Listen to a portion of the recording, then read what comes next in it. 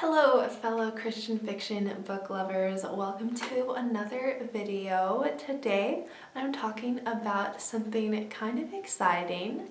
This is a first for my channel, hopefully not the last.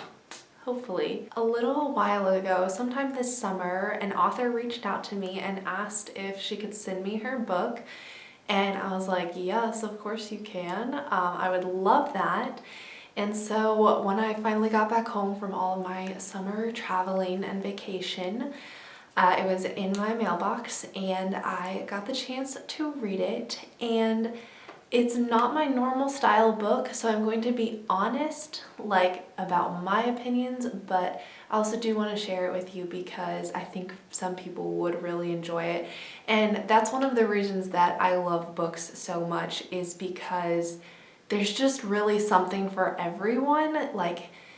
Different people have so many different interests, and I think we're all so unique in that manner, and the so hundreds of different genres of books just suit each person differently. That's why I believe that nobody can say they don't like reading, because you can't ever try all the genres and eventually you're gonna find one you like. But anyway, that's my little spiel on why reading and books are just so amazing. But let me get into talking about the actual book. So the book that I'm talking about is called A Secret Cavalry, and it is by Dion Harper.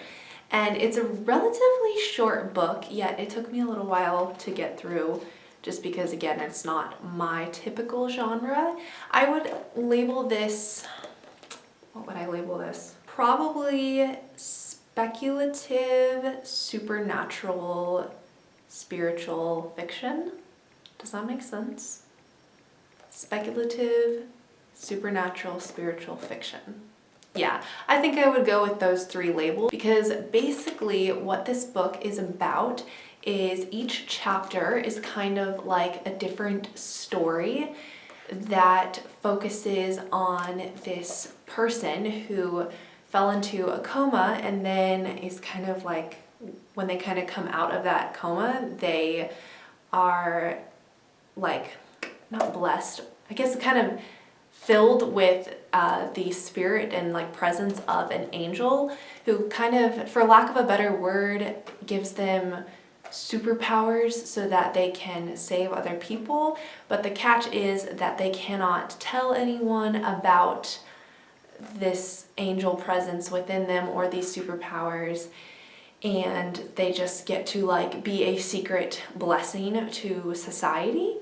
And I think the first chapter set it up very well, explaining this whole process of the angel presence. That's my word for it. That's not what the book calls it. And then basically each chapter just gets more and more into a different story, and then the stories start connecting, and the plot does kind of connect itself in a way, and just the presence of good and evil was so clear in the story, and I really liked that aspect of it. Another thing that I thought was really cool about the book is that instead of you know how in books there are section dividers, I think that's what they're called, or sometimes it'll be little dashes or a little squiggle or whatever. So in here, instead of that, it would be a phrase about what life is. So life is a mystery, or life is filled with numerous crossroads, and then that would kind of introduce the next section of the book.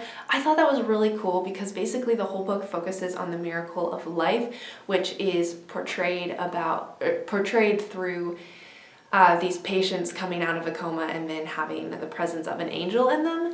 And that part was really well done in the whole theme of the book of just the miracle of life. For me personally, I would probably give this book 3.5 to 4 stars, just because it's not my preference.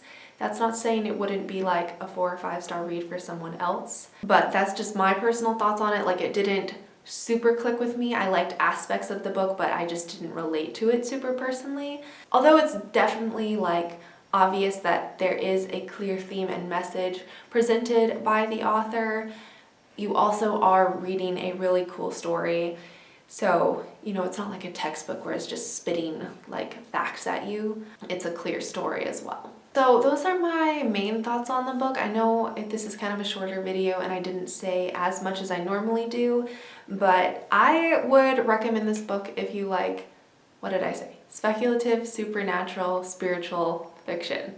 Yeah, stuff like that. Just I wouldn't necessarily label it as dystopian.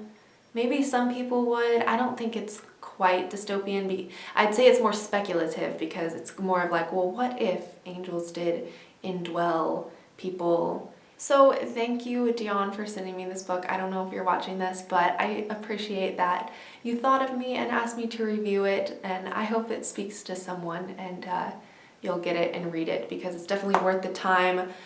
But thank you so much for watching this video. Let me know your thoughts. If you did like this video, go ahead and give it a like. And if you want to see more content like this, go ahead and subscribe. And I will see you Tuesday for whatever video that is. Until then, bye.